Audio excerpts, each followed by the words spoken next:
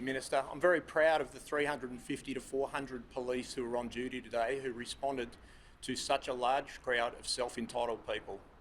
The fact that police officers were assaulted, the fact that police officers had things thrown at them and on them, the fact that people thought that it was appropriate to throw things at police horse is an absolute disgrace.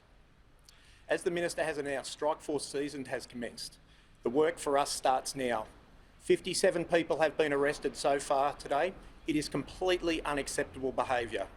That so many people in this community have given up so much to ensure that the spread of COVID does not happen, and for these self-entitled people to think that they could have a protest today, think that they could assault police, think that they could do the types of things that they have done today is completely unacceptable to us. We have 22 detectives currently investigating matters from today. We've been overwhelmed and thoroughly satisfied that the members of the community have already started contacting us with social media footage showing the persons that are responsible for some of these offences. Can I ask those people that do have footage and those people that have information in relation to the people who have committed these offences, you can either upload on a portal of Crime Stoppers or contact Crime Stoppers on 1800 333 000. Our work starts now.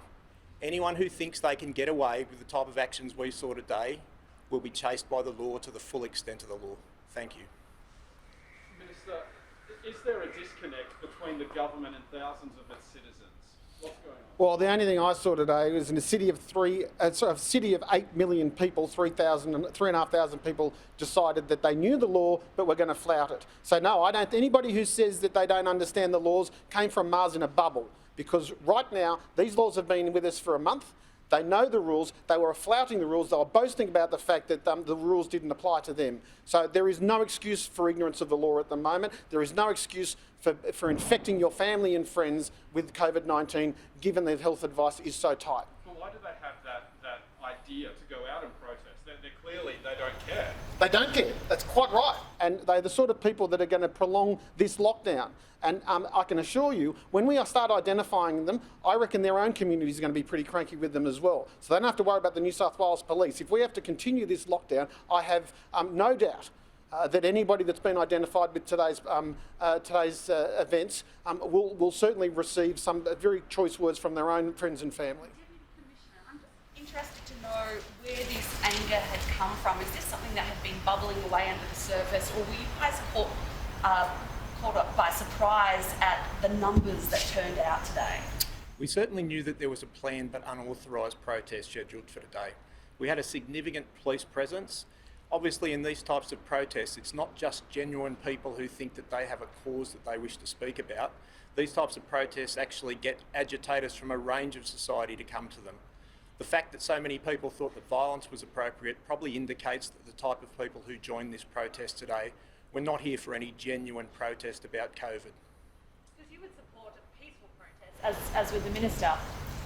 Police are always supportive of a peaceful protest. However, we're in a unique environment. At the moment, any type of protest that breaches the health orders cannot be tolerated simply because it puts the rest of the community in jeopardy. Could each individual that attended today, could they face a $1,000 fine? Each of the individuals that were present today could face a range of penalties. It may well be more significant than a $1,000 fine.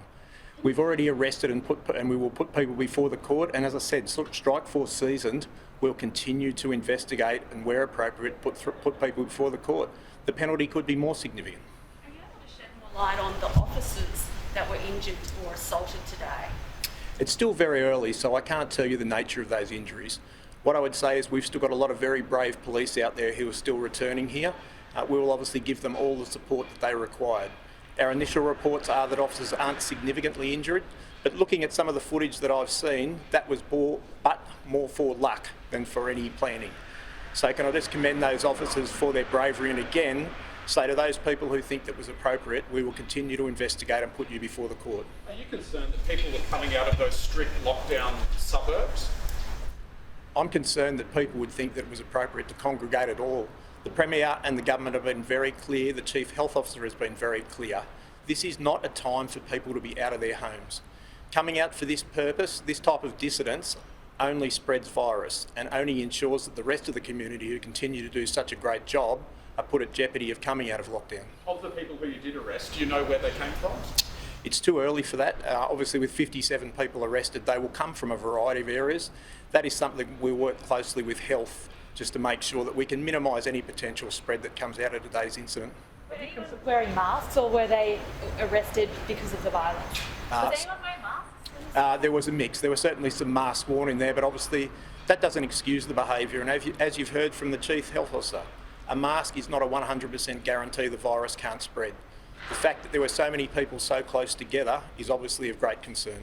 Are you concerned that these people who, as some of them are openly saying they're coming from these lockdown areas of Fairfield and Liverpool, are you concerned that it appears that a lot of them live with their entire households with children in a lot of instances around those areas around town? I always think it's cowardly when people choose to bring children to protests, particularly when they're coming for a purpose and they know that there is a potential that people will use violence against police.